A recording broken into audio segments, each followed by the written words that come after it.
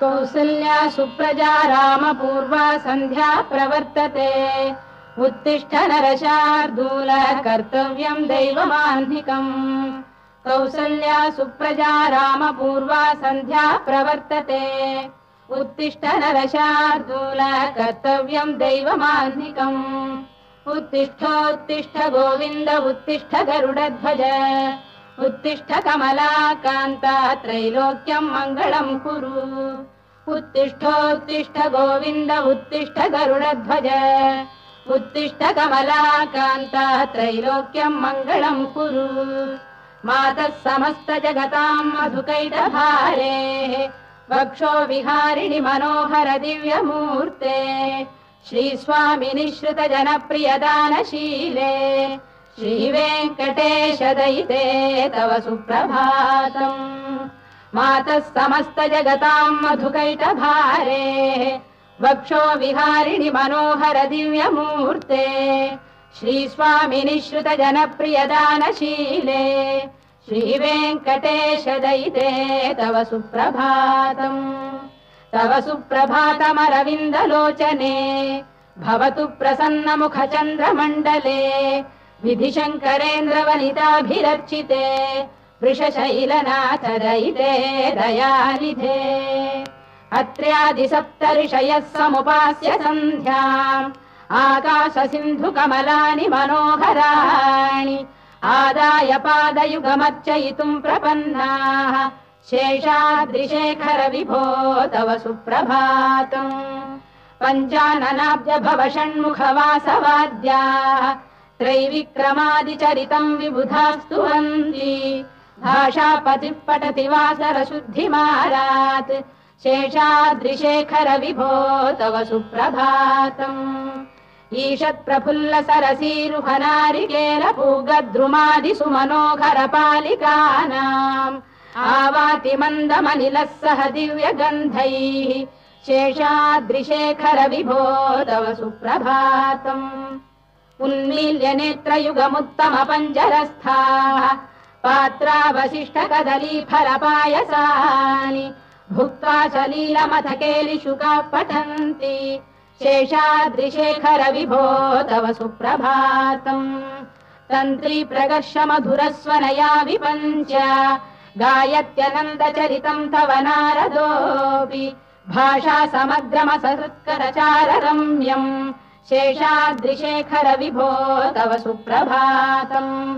भृङ्गावळी च मकरन्दरसानुविद्ध जङ्गारगीत निनदैः सह सेवनाय वीर्यात्युपान्त सरसी कमलोदरेभ्यः शेषाद्रिशेखर विभो तव सुप्रभातम् योषा गणेन वरदध्नि विमथ्यमाने घोषालयेषु दधिमन्थन तीव्र घोषाः रोषात् कलिम् विदधते ककुभश्च कुम्भाः शेषाद्रिशेखर विभो तव सुप्रभातम् पद्मेश मित्र शतपत्र गतालिवर्गाः हर्तुम् श्रियम् कुवलयस्य निजाङ्गलक्ष्म्या भेरी निनादमिव बिभ्रति तीव्रनादम् शेषाद्रिशेखर विभो तव सुप्रभातम् श्रीमन्नभीष्टवरदाखिल लोकबन्धो श्री श्रीनिवास जगदेक दयैक सिन्धो श्रीदेवतागृह भुजान्तर दिव्यमूर्ते श्रीवेङ्कटाचलपते तव सुप्रभातम् श्रीमन्नभीष्टवरदाखिल लोकबन्धो श्री श्रीनिवास जगदेक दयैक सिन्धो श्रीदेवतागृह भुजान्तर दिव्यमूर्ते श्रीवेङ्कटाचलपते तव सुप्रभातम् श्रीस्वामि पुष्करिणिकाप्लव निर्मलाङ्गाः श्रेयोर्धिनो हर विरिञ्च सनन्दनाद्याः द्वारे वसन्ति वरवेत्र हतोत्तमाङ्गाः श्रीवेङ्कटाचलपते तव सुप्रभातम् श्रीशेषशैल गरुडाचल वेङ्कटाद्रिनारायणाद्रिवृषभाद्रिविषाद्रिमुख्याम् आख्याम् त्वदीय वसतेरनिशं वदन्ति श्रीवेङ्कटाचलपते तव सुप्रभातम् सेवा परा शिव सुरेश कृशानुधर्म रक्षोऽम्बुनाथ पवमान धनाधिनाथाः बद्धाञ्जलि प्रविलसन्निज शीर्षदेशाः श्रीवेङ्कटाचलपते तव सुप्रभातम् घाटीषु देवि खगराज मृगाधिराज नागाधिराज गजराज हयाधिराजाः स्वस्वाधिकारमहिमाधिकमर्थयन्ते श्रीवेङ्कटाचलपते तव सुप्रभातम् सूर्येन्दुभौमबुधवाक्परिकाव्यसौरिस्वर्भानुकेतुदिविषत्परिषत्प्रधानाः त्वद्दासदासचरमावधिदासदासाः श्रीवेङ्कटाचलपते तव सुप्रभातम् त्वत्पादधूलिभरितस्फुलितोत्तमाङ्गाः स्वर्गापवर्गनिरपेक्षनिजान्तरङ्गाः कल्पागमाकलनयाकुलताम् लभन्ते श्रीवेङ्कटाचलपते तव सुप्रभातम् त्वद्गोपुराग्रशिखराणि निरीक्षमाणाः स्वर्गापवर्गपदवीम् परमाम् श्रयन्तः मर्त्या मनुष्यभुवने मतिमाश्रयन्ते श्रीवेङ्कटाचलपते तव सुप्रभातम् श्रीभूमिनायक दयादिगुणामृताब्धे देवादिदेव जगदेक शरण्यमूर्ते श्रीमन्ननन्त गरुडाधिभिरर्चिताङ्घ्रे श्रीवेङ्कटाचलपते तव सुप्रभातम् श्रीपद्मनाभ पुरुषोत्तम वासुदेव वैकुण्ठ माधव जनार्दन चक्रपाणे श्रीवत्स चिह्न शरणागत पारिजात श्रीवेङ्कटाचलपते तव सुप्रभातम् तन्दर्पदर्पहर सुन्दर दिव्यमूर्ते कान्ताकुजाम्बुरुह कुड्मललोल दृष्टे कल्याण निर्मल गुणाकर दिव्य कीर्ते श्रीवेङ्कटाचलपते तव सुप्रभातम् मीनाकृते कमठकोल नृसिंहवर्णिन् स्वामीन् परश्वत तपोधन रामचन्द्र शेषांश राम यदुनन्दन कल्किरूप श्रीवेङ्कटाचलपते तव सुप्रभातम् लीलालवङ्ग घनसार सुगन्धितीर्थम् दिव्यम् वियस्सरिति हेम घटेषु पूर्णम् धृत्वाद्य वैदिक शिखामणयः प्रहृष्टाः तिष्ठन्ति वेङ्कटपते तव सुप्रभातम् भास्वानुदेति विगचानि सरोरुहाणि सम्पूरयन्ति निनदैः कगुभो विहङ्गाः श्रीवैष्णवाः सततमर्थितमङ्गलास्ते धामाश्रयन्ति तव वेङ्कट सुप्रभातम् ब्रह्मादयः सुरवराः समहर्षयस्ते सन्तः सनन्दन मुखास्तव योगिवर्याः धामान्तिके तव हि मङ्गलवस्तु हस्ताः श्रीवेङ्कटाचलपते तव सुप्रभातम् लक्ष्मीनिवास निरवद्य गुणैक सिन्धो संसार सागर समुत्तरणैक सेतो वेदान्त वेद्य निज वैभव भक्त भोग्य श्रीवेङ्कटाचलपते तव सुप्रभातम् लक्ष्मीनिवास निरवद्य गुणैक सिन्धो संसार सागर समुत्तरणैक सेतो वेदान्त वेद्य निज वैभव भक्त भोग्य श्रीवेङ्कटाचलपते तव सुप्रभातम् इत्थम् वृषाचलपतेरिह सुप्रभातम् ये मानवाः प्रतिदिनम् पठितुम् प्रवृत्ताः तेषाम् प्रभात समये स्मृतिरङ्गभाजाम् प्रज्ञाम् परार्थ सुलभाम् परमाम् प्रसूते इत्थम् वृषाचलपतेरिह सुप्रभातम् ये मानवाः प्रतिदिनम् पठितुम् प्रवृत्ताः तेषाम् प्रभात समये स्मृतिरङ्गभाजाम् प्रज्ञाम् परार्थ सुलभाम् परमाम् प्रसूते कमलाकुच चूचुक कुङ्कुमतो नियतारुणितातुलनीलतनो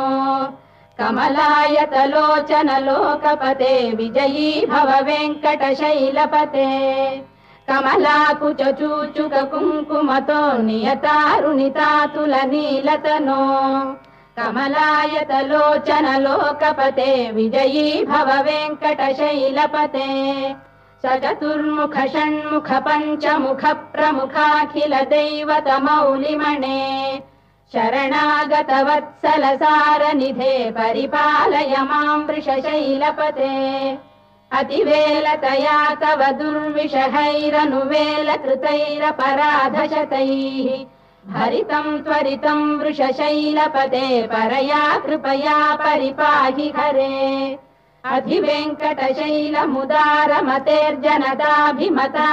अधिवेङ्कटशैलमुदारमतेर्जनताभिमताधिकदानरतात् परदेवतया गदितान्निगमै कमलादयितान्न परम् कलये कलवेणुरवावशगोपवधू शतकोटिवृता स्मरकोटिसमात् प्रतिवल्लविकाभिमतात् सुखदात् वसुदेवसुतान्न परम् कलये अभिराम गुणाकरदाशरथे जगदेकधनुर्धर धीरमते रघुनायक राम रमेश विभो वरदो भवदेव दया जलधे अवनीतनया कमनीय करम् रजनीकर चारु मुखाम्बुरुहम् रजनीचर राजतमो मिहिरम् महनीयमहम् रघुराममये सुमुखम् सुहृदम् सुलभम् सुखदम् स्वनुजम् च सुखाय ममोघशरम् अपहाय रघुद्वहमन्यमहम् न कथञ्चन कञ्चन जातु भजे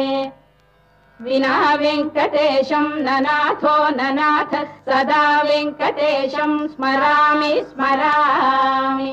हरे वेङ्कटेश प्रसीद प्रसीद प्रियम् वेङ्कटेश प्रयच्छ प्रयच्छ विना वेङ्कटेशम् ननाथो ननाथ सदा वेङ्कटेशम् स्मरामि स्मरामि हरे वेङ्कटेश प्रसीद प्रसीद प्रियम् वेङ्कटेश प्रयच्छ प्रयच्छ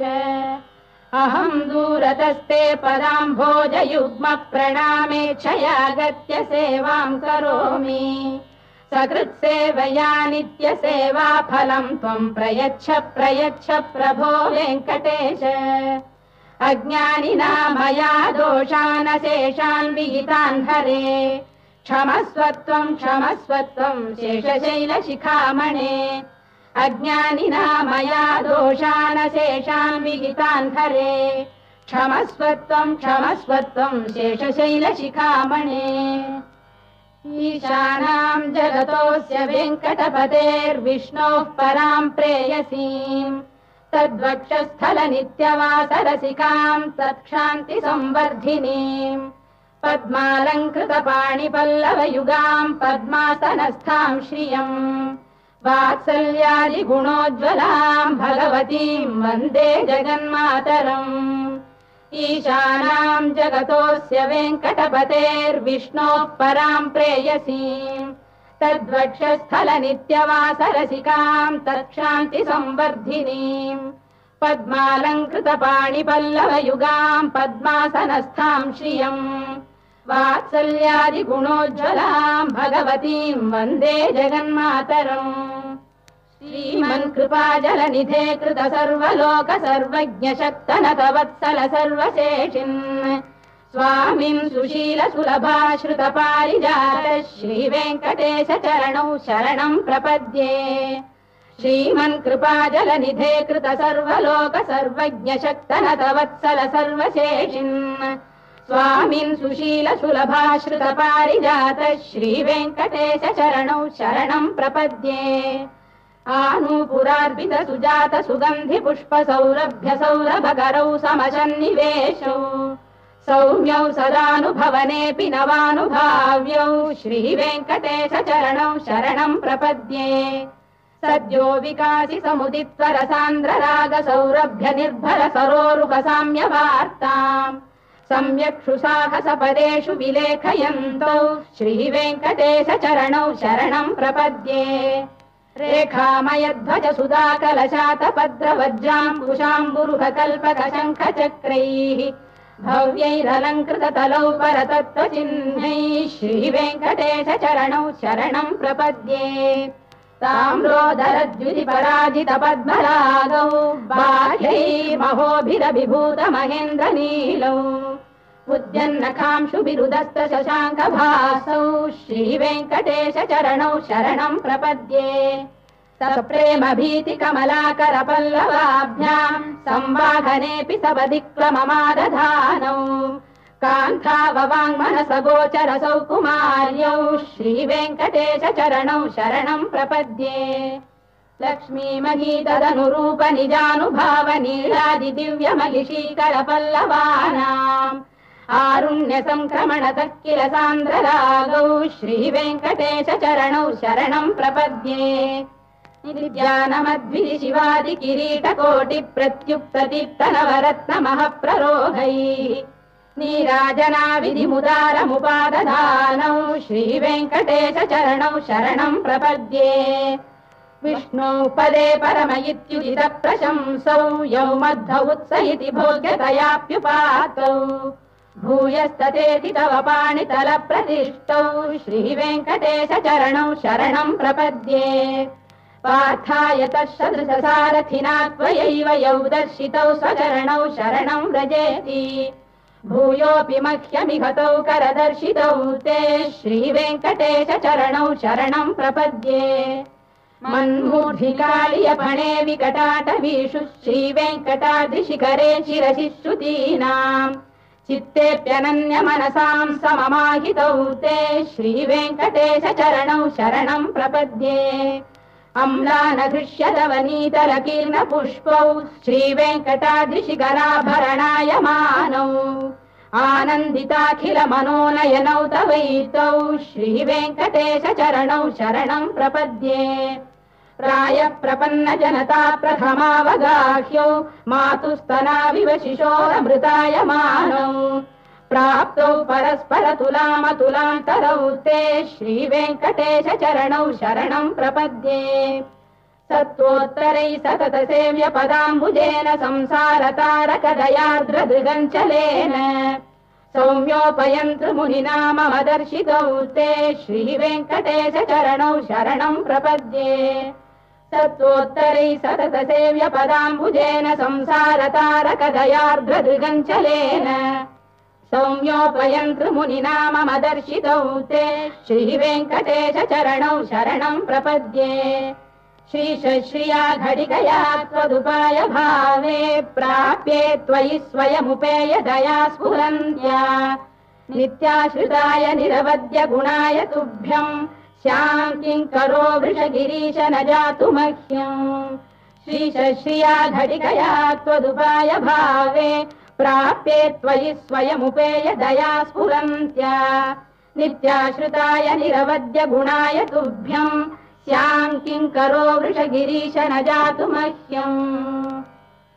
श्रियकान्ताय कल्याणनिधये निधयेऽर्थिनाम् श्रीवेङ्कटनिवासाय श्रीनिवासाय मङ्गलम् श्रियकान्ताय कल्याणनिधये निधयेऽर्थिनाम् श्रीवेङ्कटनिवासाय श्रीनिवासाय मङ्गलम् लक्ष्मी सविभ्रमालोकसुभ्रू विभ्रमचक्षुषे चक्षुषे सर्वलोकानां वेङ्कटेशाय मङ्गलम् श्रीवेङ्कटाद्रिशृङ्गाग्रमङ्गलाभरणाङ्गये मङ्गलानां निवासाय श्रीनिवासाय मङ्गलम् सर्वावयव सौन्दर्य सम्पदा सर्वचेतसां सदा सम्मोहनायास्तु वेङ्कटेशाय मङ्गलम् नित्याय निरवध्याय सत्यानन्दचिदात्मने सर्वान्तरात्मने श्रीमद्वेङ्कटेशाय मङ्गलम् स्वतः सर्वविदे सर्वशक्तये सर्वशेषिणे सुलभाय सुशीलाय वेङ्कटेशाय मङ्गलम्